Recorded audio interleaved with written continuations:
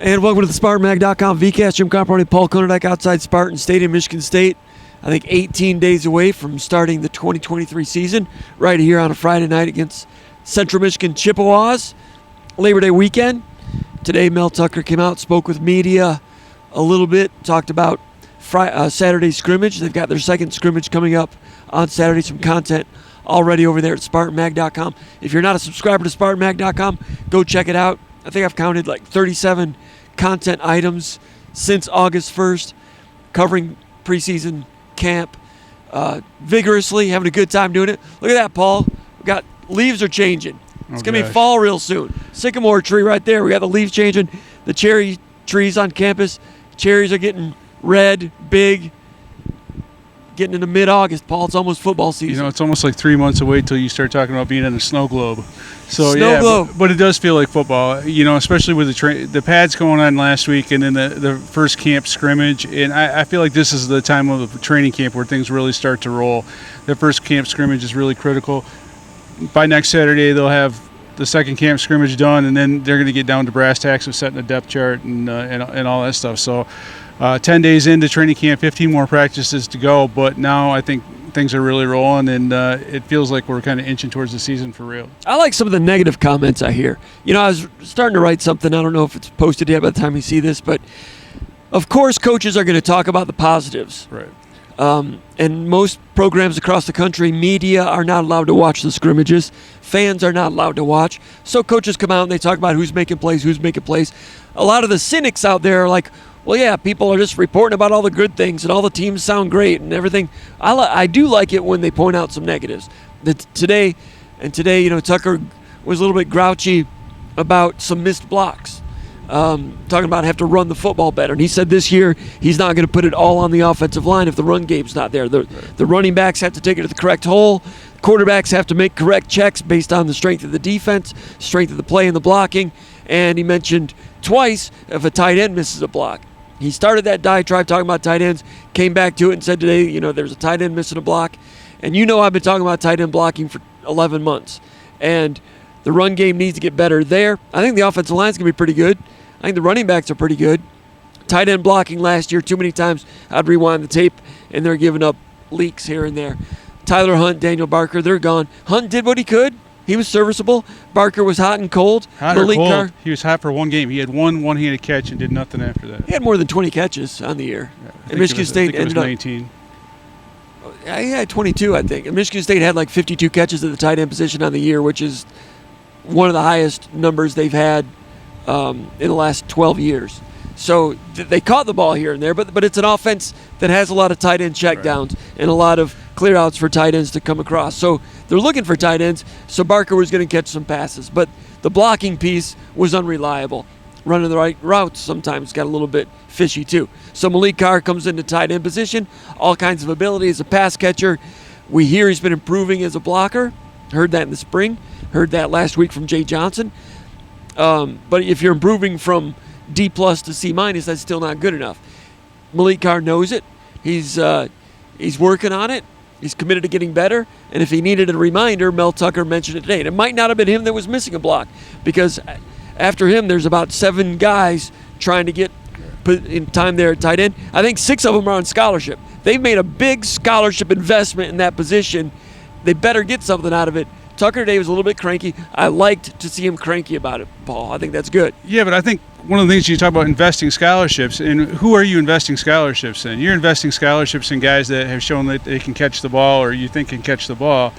And I think that's one of the toughest thing about a tight ends is, and one of the things that Iowa's done over the years, they've got those 6'7", 6'5" guys that might grow into tackles, and so who are you giving scholarships to? Are you giving scholarships to guys because they're potential mismatch guys in the passing game, or are you giving scholarships to guys because they can block? And I think that's one of the things that even go into the NFL, when you look at even teams that have really good pass catching tight ends, they might not be on the field for certain instances because they have to have good blocking tight ends in there, and that's kind of the old catch-22 with tight ends. And the one thing that we didn't know about today, so if he's talking about tight end blocking, as you referenced, he didn't say that so-and-so didn't make a block. And, but there's an opportunity for someone that wants to take it seriously, wants to block. to get on the field and make a big impact. And those guys go underappreciated because you're not looking at the number of catches that they have per se. But a guy like Garrett Selleck, who was in Mark D'Antonio's first recruiting class here, didn't do a whole lot of pass catching at Michigan State, but I think he got to his second contract, may have even got to a third contract in the NFL because he was able to block. And that's what it takes, and that's what you need to be a good running team. And on the flip side, Mel Tucker was also salty about the run defense. He's talking about not having to bring a safety down into the box. He's talking about we made a huge investment in defensive linemen, a lot of guys that can play, or they feel that they have a lot of guys that can play. Well, stop the run without adding extra guys in the box, and I think we're back kind of where we started at Big Ten Media Days. I mean, for Michigan State to be a team that can win 7-8 games or even go beyond that, you got to run the football and you got to stop the run. And that's the meat and potatoes. I don't care who's catching the ball, what have you. You've got to run the football. And you see highlights sometimes with like Nathan Carter. Yeah, he looks good. But what are you doing? It's not the highlight plays.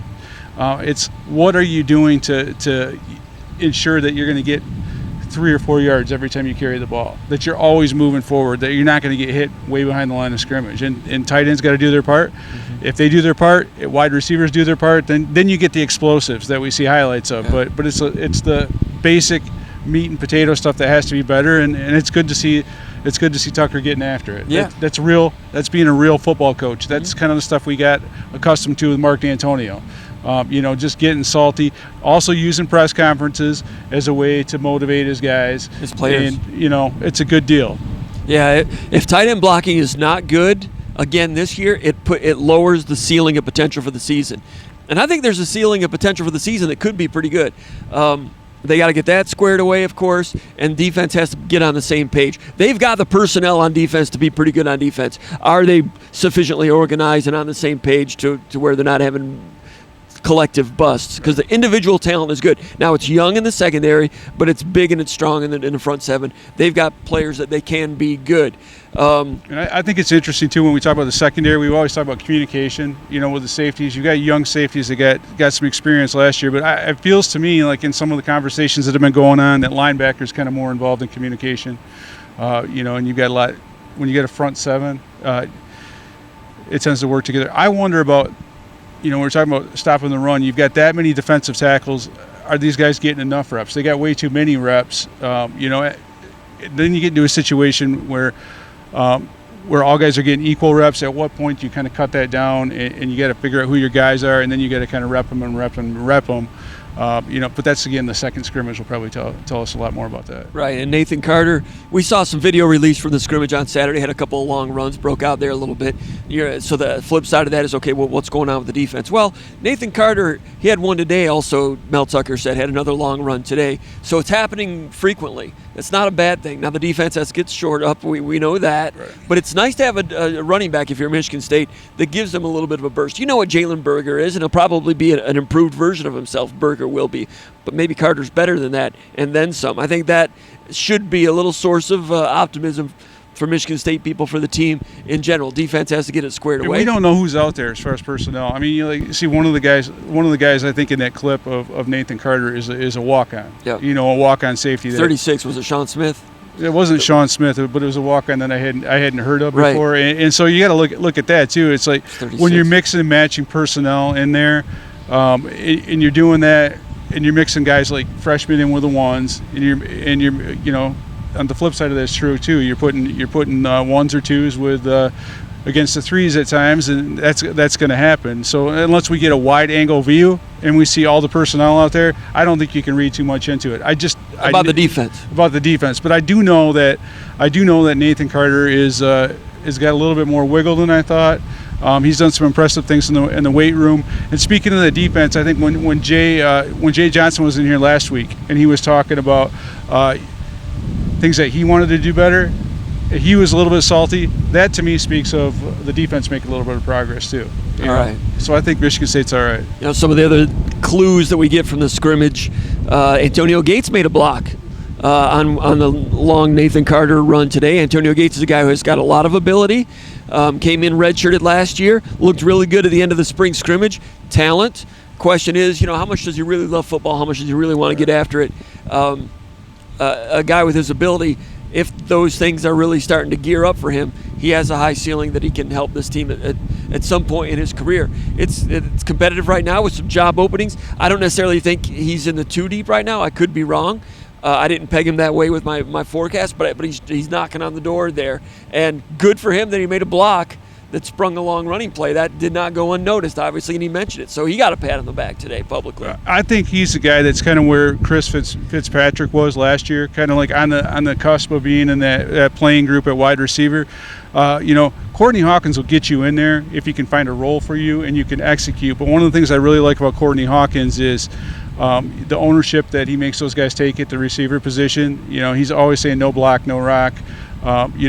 Jaden Reed going on to the program, he's a fantastic blocker. So many times that we saw him making blocks down the field. And I think wide receiver blocking, for the most part, has gotten pretty good under, with Coach Hawk here. Saw it a lot with Ken, when Ken Walker was here. Didn't see it as much last year, but then again, the offensive line had some issues, and again, the tight end blocking and stuff like that. But for Gates to get on the field, he's got to be able to block. If you're not going to block, you're not going to be in that rotation. And it's a good competition going on. Another indication that sophomore class of Gates, Tyrell Henry, Jerron Glover, that's a really good class, and they're on target. All right, so the quarterback situation, we saw some highlights from the scrimmage again. Caden Hauser with a nice pass to Trey Mosley, got loose for a long gainer on that one. I've been writing on the message board and some things. Hauser is closing quickly. In the spring, Noah Kim was ahead of Hauser. Through the course of the summer and in the beginning of fall practice, Hauser, a younger player. Younger players sometimes can improve rapidly. And he's closed on there. Nothing that Kim's doing wrong, just going by things that I've heard and so forth. But Hauser's right there putting pressure on him. They had somewhat equal reps in the scrimmage on Saturday, equal levels of productivity from what I understand. Hauser was complimented by Mel Tucker today about something that Hauser said, and you wrote about it, about how he was more of a collective us rather than I, which was nice. And when we've spoken with Hauser, he does have I don't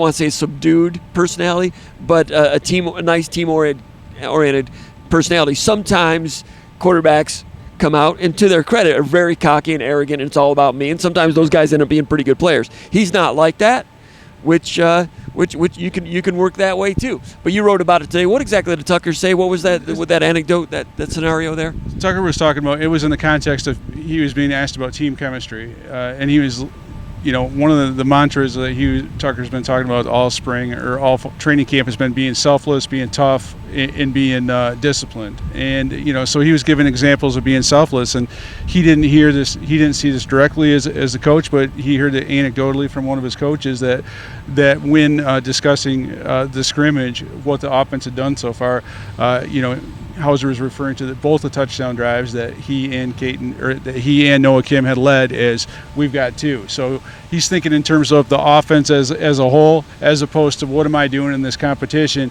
And the reason why Tucker gave us that anecdote is because he wants that to be the case at every position. And I think the amount of chemistry stuff that the guys have done in the off season, that's one of the goals. Is so when you have moments like this where we're getting to that separation point, that these guys don't fracture, that it doesn't become cliquish, that these guys are fighting for their team as opposed to looking at fulfilling individual goals. And I got to say, like with everything that's going on in college football, it's become a lot more mercenary, and it has become a lot more about me as opposed to team. And some of that stuff I think is not necessarily a bad thing, because you want players to meet their individual goals, but for Michigan State to win on the level that they want to win at, for any team out there to win at a high level, it has to be team first.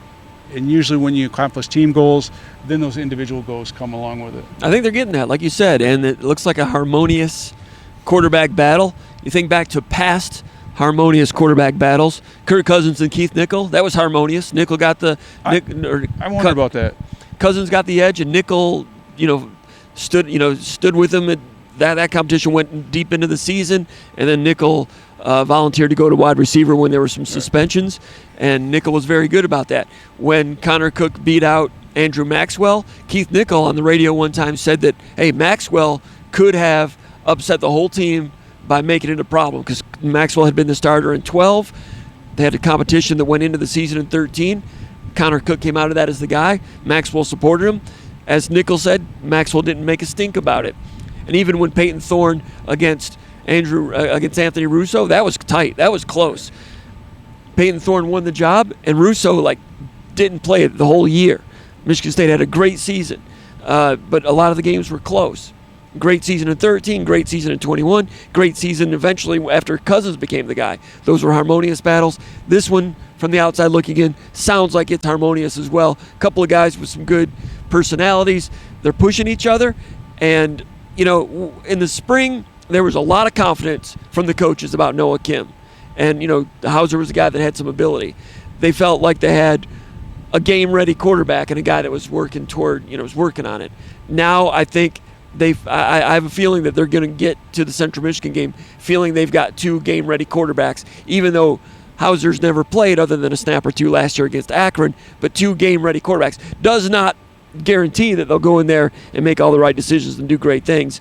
But for a Michigan State program that's unproven at the quarterback level, they've got a couple of pretty good ones competing for it right now. Yeah, now going back to the Cousins thing, going back to the whole quarterback thing, it takes one of those guys has to do the right thing, okay? Because, Kirk Cousins, he had a chip on his shoulder. He was always second best to Keith Nickel coming up through the ranks, right? So there was a little bit of edge there. That was on Keith Nickel accepting the situation. Andrew Maxwell, same thing. So one of those guys has to do the right thing. The guy who comes in second has to be the right. Exactly. Be cool about it. But I don't know, like a Kirk Cousins, as much as he had a chip on his shoulder at that time, if he felt like he was better than Keith Nickel and didn't get that job, it would have been really tough for him to do the right thing. But to the credit of a lot of these guys that you just mentioned, they have done the right thing. But one of them has to do it. Second place guy has to do it. In terms of Michigan State's starting quarterback position, I feel a lot better now knowing that Katin Hauser's where he's at, because you look at a guy like Noah Kim in his frame. I'm not saying he is going to get hurt, but that size, it doesn't take much to get hurt, to get thrown off your game. And you want to have two guys that can play. And if you have two, you feel a little more comfortable with some of the zone keepers on third down situations. Because both of those guys do have some wheels. Yeah. Noah Kim can run, and Katin Hauser's better than advertised in terms of his athleticism. All right, and the running back position, Carter's doing well. Would not surprise me if Carter starts at running back ahead of Berger in the Central Michigan game coming up at the end of August. At the wide receiver position, Christian Fitzpatrick's a guy that I heard some good things about in the spring. Tucker mentions some good things today. Ironically, when they released that film on Saturday, he's the one guy that dropped a pass. Right. But I hear he's been playing well. A lot of competition there. Allante Brown had a couple of explosive plays that were released in that video, and hear good things about him from his teammates. I think he's a quality addition, a speed guy. 16 or 17 catches last year in Nebraska. I went back and watched a couple of their games.